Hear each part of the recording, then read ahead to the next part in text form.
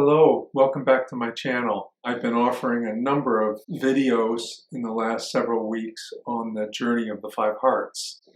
And in particular, we've been focused in the last several videos on some various functionings that occur when our heart is broken and then we end up in the survival heart. And in the survival heart, there's some very significant functionings that occur that we've been exploring in great depth and detail. And so the first one that we looked at was this whole process of the spell of unworthiness and the distorted core beliefs that get formed very early on, which lead us to recreate certain patterns in our life, self-destructive patterns.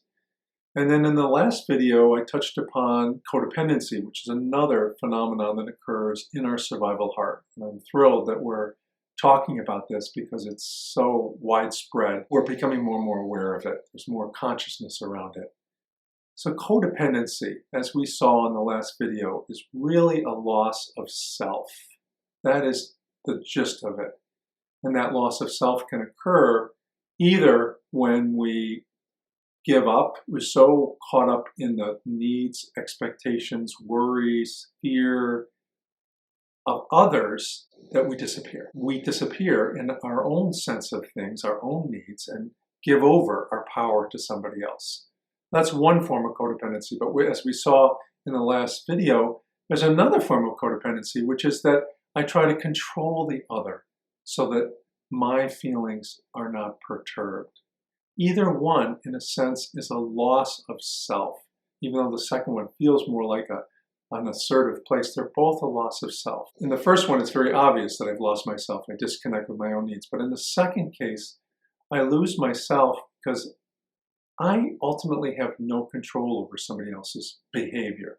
So if I'm running around trying to change them so that I don't get anxious, so that I don't get upset, maybe in the short term I may have a few times where I'm able to control that, but in the end, it's never going to work. And so I'm constantly in a state of anxiety. So when I say loss of self, what would happen in those situations if instead of running around anxious and trying to get them not to behave in a certain way, what if I were to focus more on what does that bring up for me when they're behaving like that? And how can I take care of that feeling that's coming up so that I don't need to control or assert my power over the other? And in the first instance where I disappear, where I don't express my needs, where I just give over my power to the other for fear of upsetting them, I'm not suggesting that we don't take into account what others think and feel. Of course, it's very important.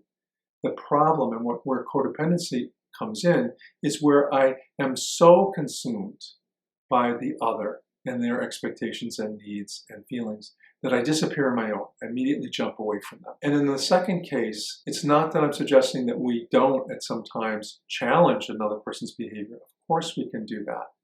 But if we're going to maintain a relationship with this person, then we have to recognize that ultimately we don't have any real control over our partner's behavior or our friend's behavior or whoever else who's in our life. Can we say something? Can we challenge them? Of course. But in the end, what's going to be most useful and effective for us is to start to recognize when they're in that behavior, what does that bring up for me?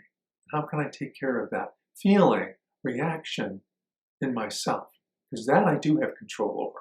What I would say about codependency is that just in recognizing that I'm in that pattern of codependency can have a major effect on changing it.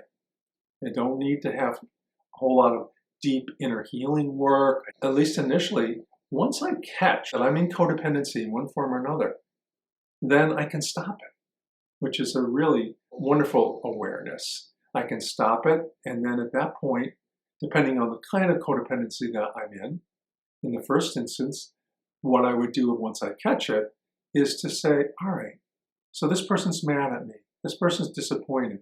It's really hard for me because they're that way. And I have a hard time disappointing them. But what inside me, deep down, feels right?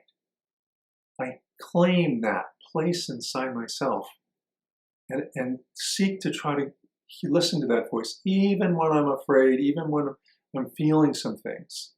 So that's in the first case. And in the second case, as I shared earlier, Once I know I'm in codependency, trying to control this person's behavior because it's upsetting me, I stop and I catch that and I go, what's going on inside?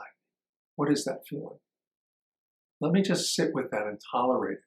Because most often, the reason why I'm trying to control that other person's behavior is that it's intolerable for me.